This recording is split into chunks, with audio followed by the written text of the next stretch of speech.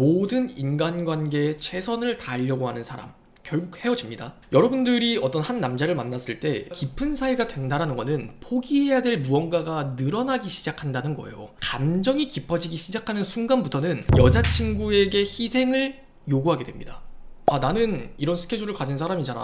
아, 이거는 꼭 나한테 중요한 약속이야. 아, 이거는 내가 이렇게 일 때문에 가는 건데 이건 네가 이해해줘야 되는 거 아니야? 나에게 이해를 바라는 게 너무 많아진다고요.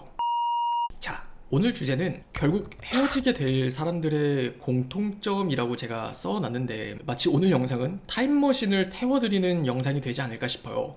이미 여러 번 연애를 경험을 하셨던 분들은 아, 맞아, 나도 저 이유 때문에 헤어졌었지 라고 공감이 되실 거고, 아직 연애가 서툴거나 많이 해보지 않으신 분들은 남자친구와 이별의 문제를 그 당시엔 이해할 수 없지만 시간이 지나서 이해하게 되시는 과정을 경험하게 되실 거라고 장담할게요. 총 5가지 이야기를 할 건데, 첫 번째부터 바로 말씀을 드릴게요. 첫 번째는 내가 중요하게 생각을 하는 것들에 굳이라는 관점으로 판단하려 드는 사람이다 라고 얘기를 하고 싶어요. 우리가 MBTI에서 F냐 T냐라고 이야기를 하는 사람과의 맥락에서도 되게 같은 접근이에요. 제가 MBTI에 대해서 이야기를 할 때 F와 T는 서로 다른 기질이나 성향을 가진 게 아니라 상호 보완적인 성향이다 라고 말씀을 드렸거든요. 그래서 너무 F 쪽으로 치닫게 되면은 T적인 인지사고 능력이 떨어지고, T 성향이 너무 짙게 되면 타인에 대한 공감이나 타인에 대한 관심도가 떨어진다라고 말씀을 드렸던 적이 있었어요. 그런 것처럼 만약에 여러분들은 연락을 너무 중요하게 생각을 해요. 근데 항상 그때마다 근데 나는 왜 굳이 우리가 그렇게 연락을 많이 해야 되는지 모르겠어 라든지, 근데 굳이 나는 그렇게 너가 연락에 집착을 하는 게 이해가 안 가라는 입장을 가진다든지, 그 반대의 케이스도 당연히 통용되겠죠. 이런 것들이 결국 헤어지게 되는 과정에 가는 분기점은 뭐냐면은 가스라이팅을 당한다는 겁니다. 내가 이상한 거구나, 내가 너무 예민한 거구나, 그래 남자친구는 그렇다고 하니 또 남자친구의 입장도 이해가 되니까 나도 그냥 내가 참아봐야겠다라고 생각을 하거든요. 근데 여기서 참 웃긴 게 뭐냐면, 내가 참는 만큼 그 사람에게 다른 쪽으로 사랑을 받고 싶어지고 다른 쪽으로 사랑을 확인하고 싶어지게 돼요. 근데 그러한 확인 기준 역시도 내 기준에서 내가 중요하게 생각하는 것들에서는 대체가 되는 것 뿐이지 그게 본질적으로 변하는 건 아니거든요. 그렇기 때문에 다른 성향을 가진 이런 굳이라는 생각을 하는 사람의 관점 입장에서는 너는 결국 또 다르게 나한테 집착을 하네 라든지, 너는 또 결국 다르게 나한테 이런 식으로 요구를 하잖아, 나를 바꾸려고 하지 마라는 식으로 그 사람의 의견을 굽히지 않아요. 결국 본인의 기준이나 관점을 내려놓지 않고 나의 행동이나 내가 중요하게 생각하는 것들을 판단을 하려고 하잖아요. 그러면은 우린 이 세상에 이해할 수 있는 사람이 단 한 명도 없거든요. 근데 우리가 연애를 할 때는 관계가 깊어지는 순간 같이 수반되는 거는 상대방에 대한 기대감과 그 사람은 나만큼 유일무이하게 조금은 더 나를 온전하게 이해해줬으면 좋겠다는 기대심이에요. 근데 그런 것들에 너무나 단호한 벽을 치는 게 굳이라는 관점으로 판단하는 관점이거든요. 다른 한쪽의 입장에서는 내가 이렇게까지 하는 연애가 맞는 걸까? 나는 이 사람이랑 연애를 하고 있지만 외롭다는 생각이 들고, 그렇게 지치는 연애 혹은 상처받는 연애, 이 사람에게 내가 너무 희생을 하는 것 같다는 연애가 반복되면서 이 사람과의 헤어짐을 결심하게 된다든지, 또 아니면 그렇게 집착을 하다가 다른 한쪽에서 너랑 나랑은 안 맞는 것 같아 라는 통보로 결국 헤어지게 될 수밖에 없다는 거예요. 그래서 이 첫 번째 케이스는 내가 중요하게 생각하는 것들에 굳이라는 관점으로 판단하려 드는 사람이 아니라 내가 중요하게 생각을 하는 것들에 대해서 함께 중요하게 생각해 줄 수 있는 사람을 만나보셔야 된다는 교훈을 이미 배우신 분들도 있을 거고, 또 아니면은 그걸 중요하게 생각을 해보셨으면 좋겠어요. 그리고 두 번째는 유혹에 약한 쾌락주의적인 성향을 가진 사람이다라고 얘기를 하고 싶어요. 만약 이것들을 여자들의 성향으로 조금 바꿔 이야기를 한다면은 외로움이 너무 큰 여자라고 저는 이야기를 하고 싶거든요. 되게 유혹에 약한 쾌락주의적인 성향을 가진 남자들은 게임을 너무 좋아한다든지, 술자리를 거절하지 못한다든지, 친구들을 너무 좋아한다든지, 본인이 하고 있는 일에 대해서 회피적으로 다른 일들에 외부적으로 시선을 돌리는 경우가 많아요. 그래서 이런 남자들의 경우에는 연애마저도 그런 쾌락주의적인 시작점으로 진행이 되는 경우가 많거든요. 이게 무슨 말이냐면은, 유혹에 약한 사람들은 결국 본인이 해야 되는 일이나 하고 있는 일에 대한 막중한 책임감이 느껴졌을 때 그것들에 대한 다른 도피처를 찾게 된다는 거예요. 친구들이랑 술을 마신다든지, 주기적으로 클럽을 가야 된다든지, 주기적으로 게임을 해야 되는지. 근데 연애도 사람의 감정을 자극시키는데 이 세로토닌인가 도파민이라는 호르몬만큼 효과적인 게 없어요. 우리가 뭐 술을 마실 때 아니면 뭐 게임을 할 때는 도파민이 분출이 되지만 연애를 할 때 이성을 만났을 때는 이 세로토닌이라는 호르몬이 과다 분비가 되면서 순간적으로 그 편안함이라는 감정을 느끼게 만들어 주거든요. 그러면 이 사람들은 애초에 관계를 생각하는 그 목적 자체가 수단이에요. 나와 좋아서 연애를 하는 게 아니고 나와 함께하는 시간 동안 잠시나마 본인의 힘듦을 덜어낼 수 있으니까 쾌락주의적인 성향으로 인해서 이런 연애가 시작이 되는 거란 말이에요. 근데 되게 여자들은 그런 이유를 몰라요. 결국 헤어지고 나면은 다른 이유를 또 생각을 하겠죠. 아, 그냥 이 사람은 이렇다고 이야기를 했으니 저렇다고 이야기를 했으니 이런 이유를 댔으니까 우리 사이 이런 게 이별의 문제가 돼서 우리는 헤어진 걸 거야. 근데 잘 생각해 보세요. 만약 여러분의 남자친구가 너무 유혹에 약하고 조금은 쾌락주의적인 성향을 가진 사람이라면은 사실은 애초에 첫 단추부터가 잘못 끼워진 거예요.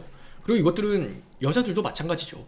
만약 여성들 중에 본인의 외로움을 컨트롤하지 못하고 남자에게 너무 의존을 하는 성향을 가진 분들은 남자가 나한테 연락을 신경 써주는 거, 내가 좋다라고 얘기를 해주는 거, 나한테 안 달라주는 모습, 그렇게 나에게 신경을 퍼부어주는 모습들이 굉장히 소비적이게 돼요.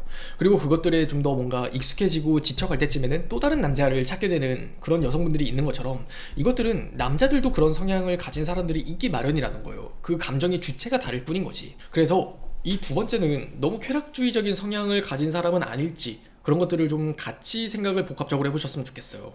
그리고 세 번째, 모든 인간관계에 최선을 다하려고 하는 사람 결국 헤어집니다. 여러분들이 어떤 한 남자를 만났을 때 우리가 깊은 사이가 된다라는 거는 포기해야 될 무언가가 늘어나기 시작한다는 거예요.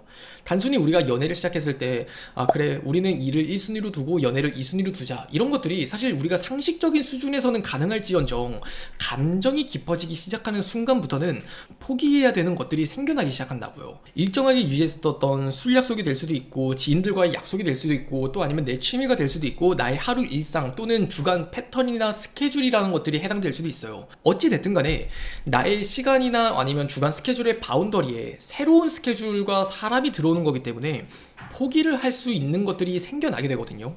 근데 여기서 모든 인간관계에 최선을 다하려고 하는 사람들은 욕심이 너무 많아요. 그러다 보면 어떻게 되는 줄 아시나요? 여자친구에게 희생을 요구하게 됩니다. 아 나는 이런 스케줄을 가진 사람이잖아. 아 이거는 꼭 나한테 중요한 약속이야. 아 이거는 내가 이렇게 일 때문에 가는 건데 이건 네가 이해해줘야 되는 거 아니야. 나에게 이해를 바라는 게 너무 많아진다고요. 그러다 보면 그 끝에 갔을 때 결혼을 하고 나면은 우리가 SNS에서 그런 얘기들을 꽤 많이 보죠. 이 사람은 사회에서는 정말 좋은 부장님이고 정말 좋은 선배고 정말 좋은 지인인데 꼭 그렇게 가정에서는 와이프를 함부로 해요. 자식들에게 신경을 쓰지 않아요. 그것들이 너무나 당연해지는 거거든요. 세상에서 모든 인간관계에 사회적으로 나는 좋은 사람으로 비춰지려고는 하지만 그런 모습은 결국 가면인 거잖아요. 애초에 모든 인간관계에 최선을 다하려고 한다는 것 자체가 일종의 결핍이 있다는 거고 그 사람은 미움받고 싶지 않아 하고 다른 사람들이 나를 어떻게 생각해 줬으면 좋겠다는 그 명예감에 목을 매는 사람이라는 거예요. 그것 자체가 연인 관계에서 느껴지는 가치, 우리가 나중에 가정을 만들어 갔을 때 그 가정의 안정감이 주는 가치에 대해서 조금은 생각을 하지 못하는 사람이 아닐까 싶어요. 바로 이 부분에 이어서 네 번째로 말씀을 드리고 싶은 게 가정에 대한 중요성 그리고 그 가정의 소중함을 잘 모르는 사람과는 연애를 하지 않으셨으면 좋겠어요. 설령 연애를 시작되었다고 한들 거기서 그냥 끝을 내시거나 그 이상의 기대를 하는 거는 권하고 싶지 않아요. 가정에 대한 중요성과 이 소중함이라는 거는 조금 더 우리가 나이를 먹었을 때 공감을 하는 부분이겠다만 이런 것들이 결국 헤어지게 되는 이유의 80%를 차지하는 건 뭐냐면은 결국 그것들에 대한 소중함을 모르기 때문에 어떤 시련이 닥쳤을 때 어떤 문제가 터졌을 때 내가 예상하지 못한 일들이 생겼을 때 제일 먼저 여자친구를 버리기 때문이에요. 이건 여러분들이 많이 겪어보셨을 텐데 상황이별이 딱 그러하거든요. 우리가 특히나 20대 후반에서 30대 초중반이 될 때는 사회적인 입지와 자리를 잡아가는 시기예요. 더욱이 남자들 같은 경우에는 진급에 목을 매고 이직에 목을 매고 더 좋은 조건이나 연봉에 목을 매고 사업의 성공에 대한 열망이 가득하단 말이에요. 근데 그러던 중에 여자친구를 한 달을 만났든 2년을 만났든 5년을 만났든 그건 중요하지 않아요. 애초에 이 남자가 가정에 대한 중요성과 소중함을 잘 모르는 사람이란 전제가 깔리잖아요. 그러면 결국 그 사람은 본인이 힘들고 무거운 짐을 짊어졌다고 생각이 들 때 가장 먼저 여자친구를 포기할 수밖에 없거든요. 왜냐하면 지금 이거는 생존을 건 나의 마치 혈투거든요. 근데 그걸 모르는 거예요. 나는 왜 이렇게 싸우고 있나? 근데 하지만 여기서 방금 말씀을 드리는 것처럼 가정에 대한 중요성과 소중함이 바로 잡혀 있는 사람이라면, 그리고 여러분들과 이미 미래에 대한 이야기를 충분히 나눴고 그렇게 여러분에게 강한 확신과 사랑을 느끼고 여러분의 아이를 낳고 싶다는 생각을 하고 있다면, 지금 본인이 생존을 해야 되는 일은 마치 수단이 되어야 되는 거예요. 내가 왜 생존을 해야 돼? 내 여자친구와 행복한 가정을 만들기 위해서. 내가 왜 지금 이 일을 성공시켜야 돼? 난 이 사람을 책임지고 싶으니까. 근데 반대로 가정에 대한 중요성과 소중함이 떨어지는 사람들은 그냥 일을 성공하는 것 자체가 목적이 되어버리는 경우가 많단 말이에요. 그래서 많은 여성분들의 심리에선 이해할 수는 없지만, 적어도 제 영상이나 채널을 여러 번 보셨던 분들이라면 충분히 이해할 수 있는 부분이라고 생각을 해요. 그리고 마지막 5번째, 이건 가장 적나라한 얘기가 될 것 같은데, 나약한 사람, 특히 나약한 남자, 그냥 안 만났으면 좋겠습니다. 이거는 제가 좀 더 같은 남자분들이 저를 어떻게 생각을 하실지 모르겠지만, 같은 남자니까 저는 말씀을 드릴 수 있는 것 같아요. 한 남자로 태어나서 여자와 남자의 각기 다른 역할과 책임이라는 거는 전 존재한다고 생각을 하거든요. 제가 이런 부분에서 굉장히 좀 보수적인 성향을 가진 사람이라는 거는 좀 이해하고 들어주세요. 저는 한 남자로서 그래도 가정이라는 것들을 책임질 수 있는 능력은 돼야 된다고 생각을 한 사람이에요. 그게 무조건 꼭 경제적인 능력뿐만이 아니라, 내 여자가, 내 사랑하는 여자가 힘들어할 때 가장 가까이서 그 여자의 아빠가 해주었던 역할까지는 못하더라도 그 여자가 가장 인생에서 힘들 때 의지할 수 있고 기댈 수 있게 해주는 그런 남자친구나 남편 정도는 돼야 된다고 생각을 하는 사람이에요. 근데 나약한 남자들은요, 어떤 생각을 하는 줄 아세요? 내가 왜 너를 책임져야 돼? 그냥 너는 너의 인생을 잘 살고 나도 나의 인생을 잘 살면 되는 거지. 그냥 각자 1인분만 하자. 근데 솔직히 1인분만 하자라는 그 편협된 사고방식은요, 저는 남녀의 역할과 남녀의 능력을 무시한 채 하는 말이라고 생각을 해요. 일종의 합리화죠. 여자들의 능력과 남자들의 능력은 굉장히 달라요. 여러분들이 이거는 남녀에 대한 어떤 인간 본성에 대해서 조금만 공부를 해보신다면 이해를 하시겠지만, 남자는 기본적으로 멀티가 안 돼요. 하나의 분야에 대해서 생존을 걸고 혈투를 하듯이 정말 집요하게 파고드는 고집이라는 게 있어요. 그래서 본인이 목적하고 본인이 원하는 거는 어떻게든 성사시키려고 하는 그 아집과 고집이라는 게 분명히 있거든요. 하지만 여자들은 그런 고집과 아집이라기보다는 상황을 전반적으로 두루 통찰을 할 수 있는 넓은 시각이라는 게 있어요. 그래서 저는 조금 더 약간 이런 선천적인 능력에서는 여자들이 좀 더 선천적으로 우월함을 타고나지 않나라는 사소한 생각을 하긴 하지만, 결국 남자들의 능력과 여자들의 능력은 상이 다르기 때문에 결국 서로가 서로에게 보완을 해줄 수 있는 힘이 되어줄 수 있는 관계가 되어야 된다고 생각을 해요. 근데 남자의 단편적인 시각으로 나도 1인분은 하니까 너도 1인분은 해, 마치 그런 거예요. 그냥 내가 300버니까 너도 300 벌어와, 내가 200버니까 너도 200 벌어와. 이런 것들이 그냥 정말 나약함에서 나오는 심리라고 저는 생각을 하거든요. 아니 뭐 정말 막말로 300을 같이 벌어서 맞벌이를 하더라도 같이 행복하면 그만인 거 아니고, 300만 원을 버는 남편을 같이 잘 보살펴 줄 수 있고 의지가 될 수 있고 집에 돌아올 때 정말 행복한 가정을 선물해 줄 수 있는 와이프라면은 돈을 벌든 못 벌든 그게 중요해요. 근데 그게 그만큼 중요한 사람들은요, 본인이 나약함을 알고 있는 거예요. 그래서 돈 많이 버는 남자를 만나라 이런 문제가 아니라, 정말 어떤 한 남자를 봤을 때 여러분이 이 남자에게서 그 나약함이라는 것들을 느끼게 된다면 결국에 이게 문제가 된다고요. 여러분들이 어떤 남자를 만나다가 이 사람이랑 관계는 깊어질 대로 깊어지고 결혼에 대한 이야기는 나와요. 근데 꼭 이런 조건에 대해서 보수적으로 계속 계산기를 두드리듯 되는 남자들을 보면은 되게 나약한 남자들이 많다는 거예요. 아 그냥 내가 책임질게, 그냥 나랑 결혼하자, 아 그냥 죽이 되든 밥이 되든 나랑 살자, 그냥 반지에서 시작하더라도 그냥 내가 너 책임질게.